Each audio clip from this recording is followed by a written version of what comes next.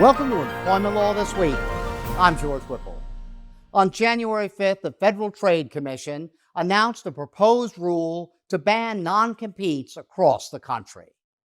As written, the ban is sweeping and retroactive. The FTC estimates that 30 million workers could be impacted. The proposed ban is unprecedented and raises serious concerns from employers. But there's no need to panic. The Spilling Secrets team came together for their first ever live podcast to answer all of your questions. The full episode is available now on the Employment Law This Week podcast feed. And today, we're bringing you some highlights.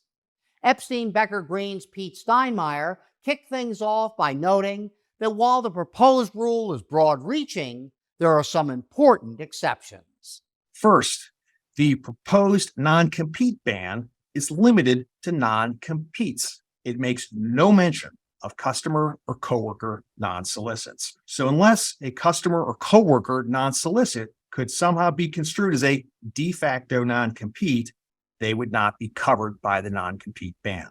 The ban also does not apply to contracts of employment with a fixed duration, and it only applies to post-employment restraints. It's important to note that this is a proposed rule, subject to notice and comment.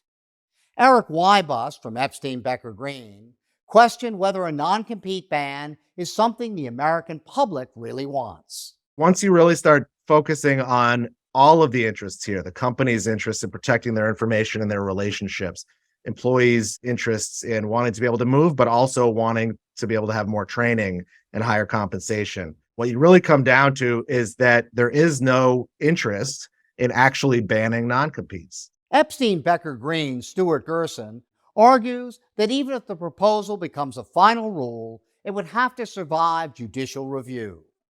He raised serious questions about the FTC's authority to institute such a ban and pointed to several other factors that could kill it in court. The illogic of the FTC's position, the lack of historical precedent for it, the nature of the surveys that the commission relies on could lead to a holding that this regulation, if it becomes a final rule, is arbitrary and capricious and hence should be overturned even before you get to this question of, is there clear authority somehow that should be analyzed under major question doctrine? I think it's going to have a great deal of difficulty in courts. And that brings us to the most critical question. What should employers be doing now?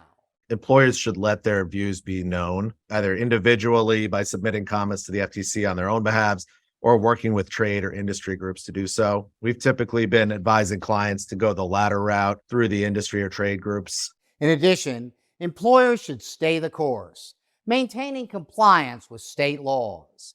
Epstein Becker Green's 50-state non-compete survey can help employers stay on top of any changes in their state. Subscribe to the Employment Law This Week feed wherever you get your podcasts to hear the full audio episode and to catch all future editions of the Spilling Secrets series. Thank you very much, and we'll see you next time.